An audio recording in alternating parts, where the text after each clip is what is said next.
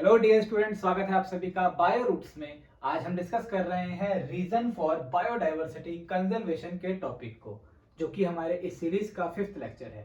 तो with this hope that you all are doing well in your study. आज शुरू करते हैं अपना आज का ये वीडियो लेक्चर। सबसे पहले हम एनसीईआरटी के अंदर दिए गए बायोडाइवर्सिटी कॉज, जो बायोडाइवर्सिटी के लॉसेस के कॉज हैं यानी जो रीजंस हैं, उनके ऊपर बात करना शुरू करते हैं। सबसे फर्स्ट जो इसके अंदर हमें पढ़ना है, डिस्कस करना है, वो है बेटा हैबिटेट लॉस। कौन सा है? Habitat loss. एनसीईआरटी इसमें दो को एक साथ कंबाइन करके पढ़ा रही है आपको, हैबिटेट लॉस एंड फ्रेगमेंटेशन। दोनों चीजें अलग अलग हैं। एक बार बात करते हैं। देखो, हैबिटेट लॉस का मतलब होता है किसी भी ऑर्गेनिजम्स का नेचुरल हैबिटेट का उससे छिन जाना, है ना। हैबिटेट लॉस का जो एक्चुअल मीनिंग है वो समझ लेते हैं। इसका मतलब है loss of natural habitat of any organism, किसी भी एक ऑर्गेनिज्म के लिए। अगर हमसे पूछा जाए कि इसका कॉज क्या है, आखिर किसी भी एनिमल का घर उससे कैसे छिन जाता है, वो जहां रहता है वो जगह कैसे खराब हो जाती है, कौन खराब करता है? कारण दोनों ही हो सकते हैं, नेचुरल के भी हो सकते हैं और ह्यूमन इंड्यूस्ड यानी मैन मेड भी हो सकते हैं। फिलहाल जो हमारे ह्यूमन इंड्यूस्ड हैं उनकी अगर हम बात करें तो उसमें सबसे मेजर जो कॉज है उसकी बात है डिफॉरेस्टेशन, है ना। सबसे मेजर मैक्सिमम जो हम देखते हैं बायोडाइवर्सिटी में हैबिटेट लॉस का कारण है, वो मैक्सिमम चंक आप देखोगे किसकी वजह से है? डिफॉरेस्टेशन की वजह से है, पेड़ों के कटने की वजह से। हाउएवर इसके अलावा माइनिंग करने की वजह से, कंस्ट्रक्शन की वजह से भी यहाँ पे लॉस होता ही है। अब डिफॉरेस्टेशन से एग्जाम्पल अगर हम यहाँ पे देखें तो मैं आपको ये बता सकता हूँ कि अगर आपको याद हो अमेज़न रेन फॉरेस्ट, है ना, क्या बात है इसका? अमेज़न रेन फॉरेस्ट, ये पृथ्वी का 14% लैंड एरिया कवर करता था किसी समय में। कितना परसेंट? 14%। लेकिन ड्यू टू हैबिटेट लॉस, या फिर लिख लेते हैं ड्यू टू डिफॉरेस्टेशन, इस वजह से आज ये लैंड एरिया घट करके 6% के आसपास रह गया है, जो कि अभी भी बहुत ज्यादा है एरिया में। बट बायोडाइवर्सिटी के कॉन्सेप्ट में अगर आप इसे समझो तो हमने आधा या उससे भी ज्यादा हैबिटेट लॉस को यहाँ पे ऑलरेडी विटनेस कर लिया है। इसके अलावा अमेज़न रेन फॉरेस्ट बहुत इंपॉर्टेंट एरिया है पूरी पृथ्वी का, क्योंकि जैसा कि हमने ऑलरेडी पढ़ रखा है कि अमेज़न रेन फॉरेस्ट जो है ये मोस्ट रिच बायोडाइवर्सिटी रीजन है ना, मोस्ट रिच बायोडाइवर्सिटी रीजन पूरी पृथ्वी पर, ऑन ग्लोब। ग्लोब मतलब अर्थ, मैं इसको अर्थ लिख लेता हूं, पूरी पृथ्वी पर। इसके अलावा जो अमेज़न रेन फॉरेस्ट है वो हमारी पृथ्वी के लंग्स भी कहलाते हैं, लंग्स ऑफ अर्थ। ऐसा इसीलिए क्योंकि ये 20% ऑक्सीजन प्रोड्यूस करते हैं पूरी पृथ्वी की। पूरी पृथ्वी की 20% ऑक्सीजन सिर्फ और सिर्फ कहां से आती है? अमेज़न रेन फॉरेस्ट से आती है। और अमेज़न रेन फॉरेस्ट सबसे ज्यादा रिच एरिया है, जो कि बहुत ज्यादा कम हो चुका है, 14 से 6 पे आ गया ड्यू टू हैबिटेट लॉस। अब डिफॉरेस्टेशन क्यों किया जाता है? आखिर पेड़ क्यों काटे जाते हैं उस जगह पे जहां पे ऑलरेडी काफी अच्छी बायोडाइवर्सिटी है? तो इसके पीछे वैसे तो कई कारण हैं, बट यहाँ पर हम दो की बात कर रहे हैं। एक है बेटा farming, farming for soybean. Soybean की फार्मिंग होती है ताकि इससे ऑयल प्रोडक्शन हो सके, ठीक है। इसके अलावा ग्रेजिंग, चरने वाले जीवों के लिए, या फिर फॉडर यानी चारा बनाने के लिए, फॉडर मेकिंग, ताकि इवेंचुअली मीट या बीफ इस तरह की चीजों का उत्पाद हो सके ताकि ह्यूमन कंजप्शन के लिए इसे बनाया जा सके। तो ये एक कारण है जो कि हमारे पास में मेजर कॉज है किस चीज का, हैबिटेट लॉस का। अगर हम चाहते हैं हैबिटेट लॉस को रोका जाए तो हमें क्या करना होगा, पेड़ काटना को रोकना होगा। हो सकता है कि हमारे को शुरुआत में प्रॉब्लम्स आए, जो कि पक्की बात है, आनी ही आनी है, लेकिन अगर हम सस्टेनेबल डेवलपमेंट की तरफ जाना चाहते हैं तो हमें अपनी जो नीड्स हैं उनको कहीं और शिफ्ट करना ही होगा, अदरवाइज ये बहुत बड़ा कॉज है। नाउ इसके अलावा हम बात करते हैं कि फ्रेगमेंटेशन क्या होता है। देखो, फ्रेगमेंटेशन का मतलब होता है loss of habitat in patches या इन स्मॉल फ्रेगमेंट्स। ऐसे समझो कि ये अगर हमारे पास में एक एरिया है, कोई फॉरेस्ट है ना, इस फॉरेस्ट में कुछ एरिया यहां से हमने काट के अलग कर दिया। हमें कोई मोबाइल टावर लगाना था, हमने ऐसे काट दिया, या ऐसे ही हमने यहाँ पे भी कुछ एरिया काट दिया, कुछ एरिया यहाँ काट दिया इस तरीके से, कुछ यहाँ काट दिया। अलग अलग रीजन हो सकते हैं, माइनिंग हो सकता है, एग्जीबिशन क्या कहते हैं, मिनरल एक्सट्रैक्शन हो सकते हैं, सैंपल कलेक्शन हो सकता है, या कोई रिसर्च हो सकती है, कोई कंस्ट्रक्शन हो सकता है। किसी भी कारण से ये छोटे छोटे एरिया यहाँ से गायब कर दिए।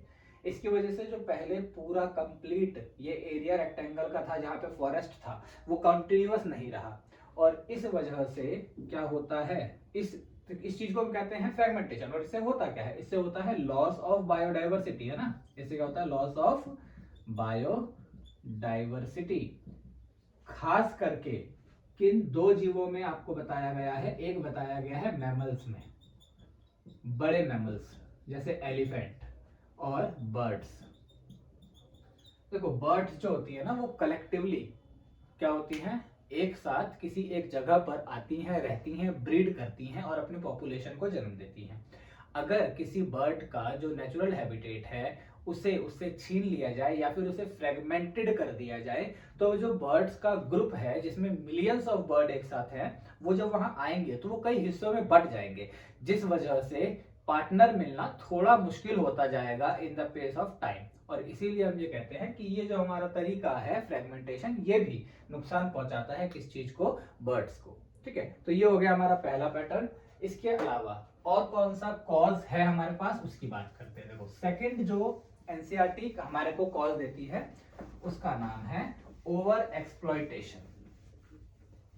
चलिए उसकी बात करते हैं अब।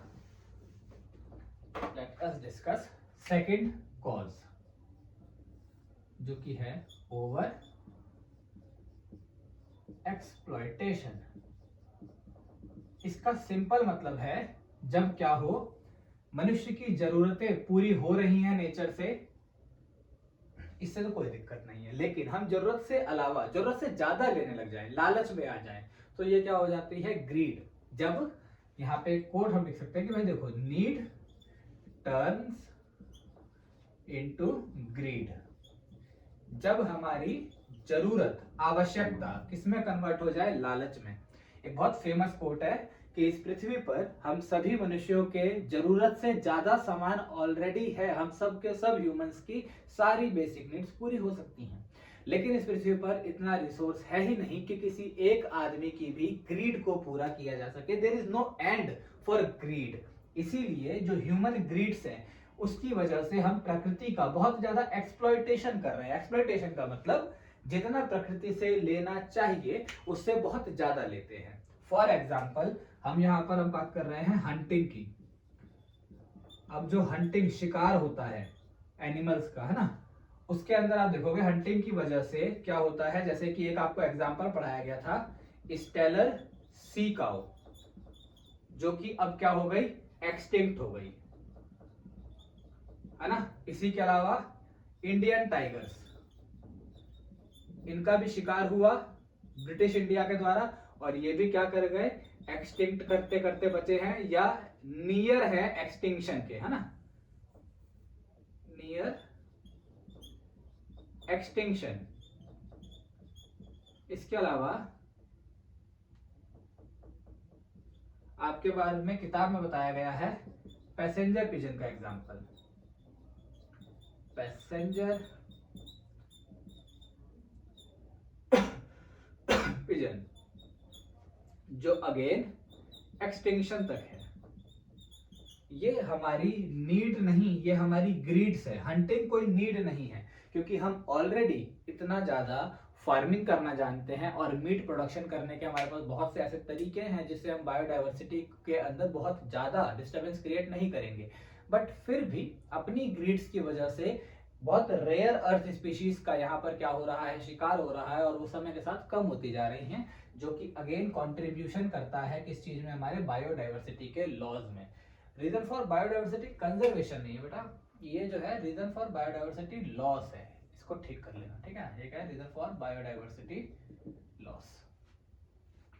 अब हम बात करते हैं अपने थर्ड टॉपिक की, या थर्ड फैक्टर की, किस वजह से बायोडाइवर्सिटी लॉस हुआ। तो इसके अंदर बताया जाएगा alien species invasion. Again alien किसी दूसरे ग्रह से नहीं आता, बल्कि किसी दूसरे इकोसिस्टम से आता है। तो होता क्या है, व्हेन एनी एलियन स्पीशीज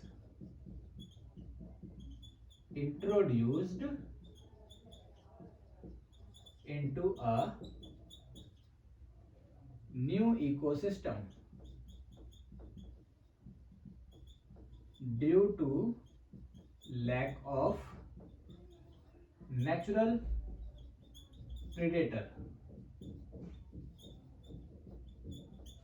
उसकी ग्रोथ होती है एक्सपोनेंशियल।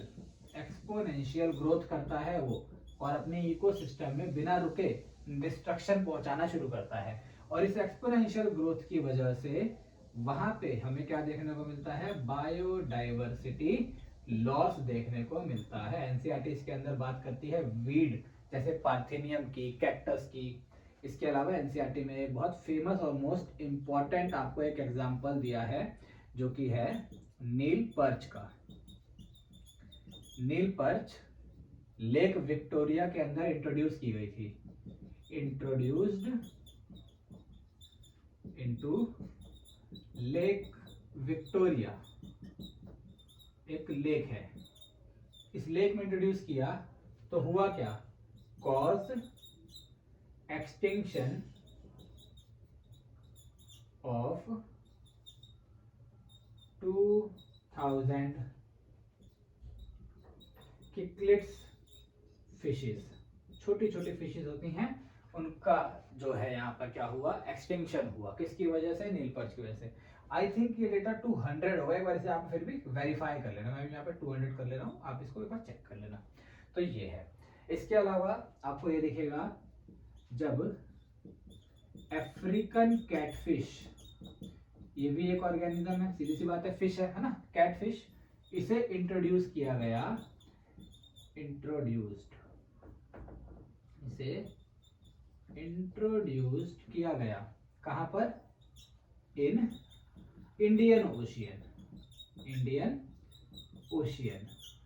तो ये जो अफ्रीकन कैटफिश है, इसने कंपटीशन शुरू कर दिया, competition with native catfish, native catfish जिसे हम इंडियन कैटफिश भी कहते हैं, और उसके साथ में कंपटीशन करके उसके एक्सटिंक्शन का कारण बनी। तो ये है एलियन स्पीशीज इन्वेजन। नाउ इसके अलावा हम बात करेंगे लास्ट फैक्टर की, जो एनसीईआरटी में दिया गया है बायोडाइवर्सिटी लॉस का, वो है बेटा को एक्सटिंक्शन। देखो फोर्थ जो हमारे पास में कारण है वो है को एक्सटिंक्शन। इसका मतलब जब दो जीव या और जीव एक साथ एक्सटिंक्ट हो जाएं किसी भी कारण से, तो ये क्या है, को एक्सटिंक्शन। इसका एग्जाम्पल है, या इस चीज को आप ऐसे समझो, ये तब देखा जाता है जैसे कि ऑब्लिगेट पैरासाइट। ऑब्लिगेट पैरासाइट दो तरह के होते हैं, एक होते हैं होस्ट स्पेसिफिक या वन होस्ट, और होस्ट स्पेसिफिक। होस्ट स्पेसिफिक एक ही होस्ट के अंदर जीवित रहने वाला पैरासाइट या फिर सिम्बायोटिक जीने वाला, सिम्बायोटिक रिलेशन वाला। अब देखो, अगर एक ही होस्ट में रहने वाला कोई जीव है तो क्या होगा? होगा ये कि अगर होस्ट एक्सटिंक्ट हो गया, होस्ट का क्या हो गया? Extinction. Host extinction will cause the extinction of parasite. ठीक बात है ना? किसका हो जाएगा? पैरासाइट का एक्सटिंक्शन हो जाएगा। लेकिन अगर पैरासाइट एक्सटिंक्ट हो जाए तो होस्ट का नहीं होगा। ये रिलेशन ध्यान रखना, होस्ट की वजह से कॉज हुआ है किसका एक्सटिंक्शन? पैरासाइट का। तो दोनों एक साथ एक्सटिंक्ट हुए, आपका को एक्सटिंक्शन। फिर इसके अलावा सिम्बायोटिक में दोनों एक दूसरे पे निर्भर होते हैं, इसीलिए अगर एनी वन एक्सटिंक्ट हुआ तो अदर विल ऑल्सो एक्सटिंक्ट। इसका एग्जाम्पल है एक डोडो बर्ड। आपने पढ़ा है, डोडो बर्ड एक प्लांट के सीड को खाया करता था।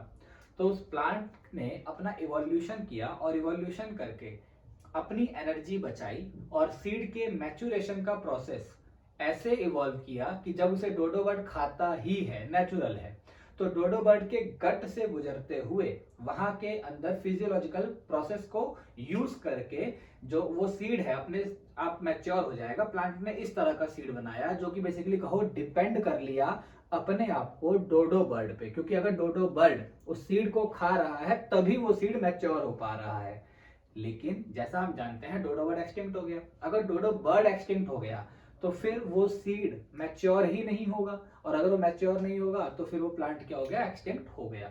इस वजह से हमने कहा कि को एक्सटिंक्शन भी एग्जिस्ट करता है, जो कि एक कारण है किस चीज का?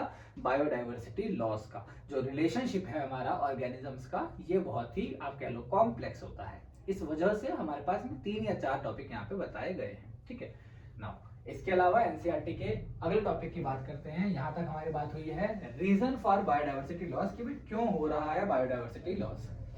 अगर हमसे बोले रीजन फॉर बायोडाइवर्सिटी कंजर्वेशन, आखिर क्या कारण है कि हमें इनको बचाने की जरूरत है? कंजर्वेशन के जो कारण हैं उनकी बात करते हैं। देखो आपको एनसीईआरटी यहां पर 3 बातें कहती है कि इन 3 कारणों से आपको बचाना पड़ेगा एक स्पीशीज को। वो 3 कारण कौन कौन से हैं? पहला कारण एनसीईआरटी कहती है आपको नैरो यूटिलिटेरियन, नैरो यूटिलिटेरियन। ठीक है। दूसरा एनसीईआरटी आपको कहती है ब्रॉड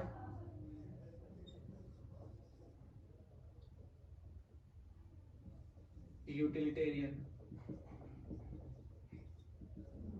और थर्ड हमें बताया गया ethical reason,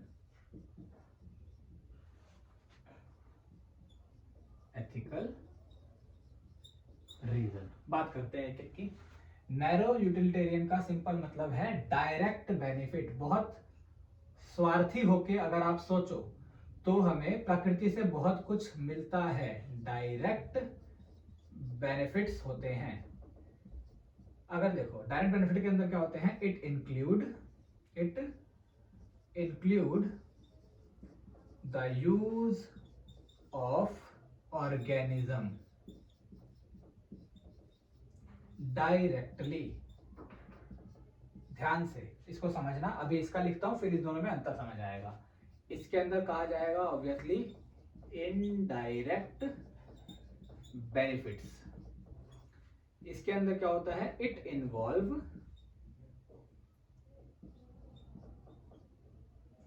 the use of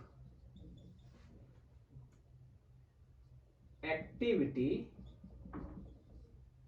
caused by organisms. देखो अगर हम बात करें कि हमने किसी ऑर्गेनिज्म को यूज कर लिया, सीधा उस ऑर्गेनिज्म को खा लिया भोजन की तरह, तो ये डायरेक्ट यूज है। और उस ऑर्गेनिज्म की एक्टिविटी की वजह से हमें फायदा हो रहा है, तो ये हमारा इनडायरेक्ट बेनिफिट है ना। फॉर एग्जाम्पल अगर आपसे कहा जाए कि हम फूड की तरह क्रॉप्स को यूज करते हैं, पेड़ पौधों को यूज करते हैं फूड की तरह, तो हमने डायरेक्टली उन्हें कंज्यूम करा, ऑर्गेनिज्म को ही कंज्यूम करा, ऑर्गेनिज्म से ही फायदा लिया, तो ये क्या है, डायरेक्ट बेनिफिट।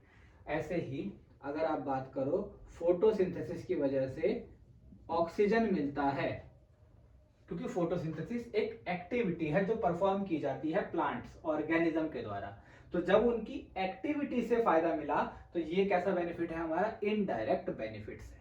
ये समझ आ रहा है। इसके अलावा आपको यहाँ पे डाई बोले तो कलर्स ये मिलते हैं, रबर मिलता है डायरेक्टली प्लांट से, रेजिन मिलता है, और इसके अलावा आपको यहाँ पे मेटाबोलाइट्स भी मिलते हैं, है ना, और भी कई सारी चीजें इसमें आ सकती हैं। वुड भी मिल रहा है, फूड भी मिल रहा है ना, लकड़ियां भी मिल रही हैं उनको काट करके। फिर ऑक्सीजन है। इसके अलावा इकोसिस्टम में पॉलिनेशन, इकोसिस्टम की एक्टिविटी की वजह से होता है। किसी ऑर्गेनिज्म को आप यहाँ पे पॉलिनेशन नहीं कहते हो, ऑर्गेनिज्म की एक्टिविटी को हम क्या कहते हैं, पॉलिनेशन कहते हैं। And last but not least जो कि है आपके एस्थेटिक रीजन। एस्थेटिक रीजन का मतलब होता है देखने में सुंदर लगती हैं, पूरी प्रकृति आपको इतनी ज्यादा लुभावनी और सुंदर इसीलिए लगती है क्योंकि यहाँ पर बायोडाइवर्सिटी बहुत ज्यादा रिच है। अगर आप एक डेजर्ट में जाके खड़े हो जाओ और आपको वहां पे कोई बायोडाइवर्सिटी जब दिख ही नहीं रही है तो आप बहुत ज्यादा उसकी कोई तारीफ नहीं कर सकते, क्योंकि वहां पर क्या नहीं दिखेगा, आपको कोई लाइफ नहीं दिखेगी बहुत ज्यादा। लेकिन वहीं अगर आप एक जंगल में चले जाओ तो आप उसके अंदर पनपने वाले जीवों के अंदर जो कॉम्प्लेक्स रिलेशन है उनको देख करके दंग रह जाओगे और आप कहोगे ये काफी ज्यादा कॉम्प्लेक्स रिलेशन है जो अपने आप विकसित हुआ है और इस प्रकृति का सिस्टम अपने आप चल रहा है।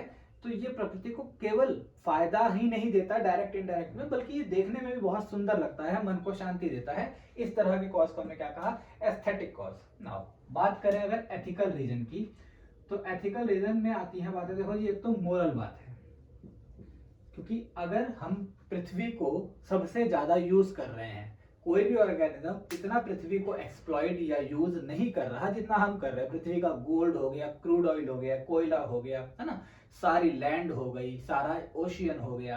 पृथ्वी तो पृथ्वी, स्पेस और अदर प्लैनेट्स और सन की लाइट, हम कोशिश कर रहे हैं जितना हो सके उतना रिसोर्स को बढ़ाया जाए, उतना यूज किया जाए। अगर इतनी ज्यादा हम रिसोर्स यूज कर रहे हैं तो इन सब का ध्यान रखने की जिम्मेवारी भी हमारी है ना, क्योंकि वो जो लाइन है कि great power comes with great responsibility. अगर हमारे पास बहुत अच्छी पावर्स हैं, हम इतना ज्यादा इवॉल्व है, इतने ज्यादा विकसित है, इतने ज्यादा बुद्धिमान है, तो हमें इन सब की जिम्मेदारी उठानी होगी ड्यू टू मॉरल कॉजेस, पहला। इसके अलावा यहां पर आपके पास में है इंट्रिंसिक वैल्यू। इंट्रिंसिक वैल्यू इसका मतलब होता है कि कोई एक जीव आपके लिए हो सकता है इकोनॉमिकली बिल्कुल भी बेनिफिशियल ना हो। जैसे कि एक हो सकता है मच्छर है। अब मच्छर हो सकता है कि हमें लगे यार मच्छरों को नहीं होना चाहिए और हम इन्हें खत्म कर देंगे, और हमने कर भी दिया। ऐसा हम कर भी सकते हैं, जेनेटिकली मॉडिफाइड टेक्निक्स हैं जिसके द्वारा हम ऐसा करते भी हैं। कई तरह के पेस्टिसाइड्स वगैरह भी यूज किए जाते हैं अलग अलग ऑर्गेनिज्म को मारने के लिए। बट इसके जो कॉन्सिक्वेंसेज होंगे उन्हें आप हमेशा प्रिडिक्ट नहीं कर सकते पहले से। बस आप कुछ अंदाजे ले सकते हो कि हाँ ऐसा होगा वैसा होगा, बट आप 100% कॉन्सिक्वेंसेज को प्रिडिक्ट नहीं कर सकते। इसका एक बेसिक एग्जांपल है, चाइना में एक बार एक बर्ड स्पीशीज को मारने का गवर्नमेंटल ऑर्डर पास किया गया था, क्योंकि वो बर्ड जो है इंडस्ट्रियल क्रॉप्स जो उगाई जाती थी उनको नुकसान पहुंचा रही थी।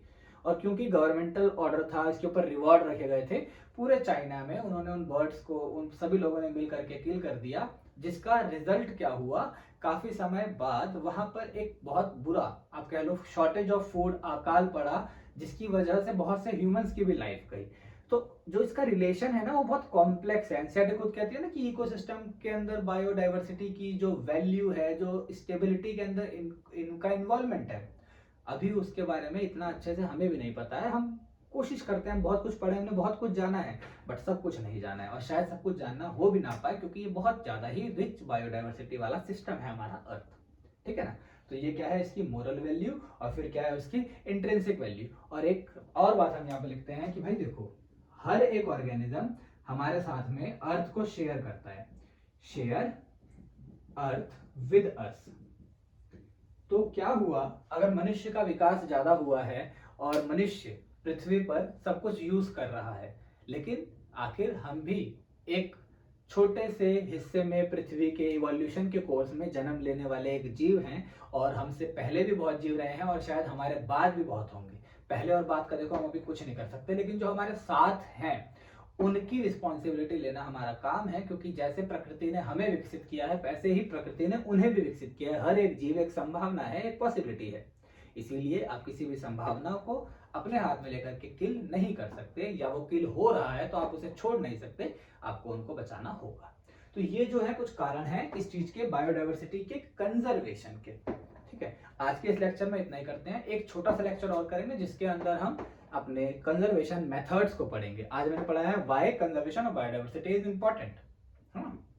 अगले लेक्चर में हम बात करेंगे हाउ टू कंजर्व बायोडाइवर्सिटी, जिसके अंदर एक्स सितु और इन सितु कंजर्वेशन की बात की जाएगी।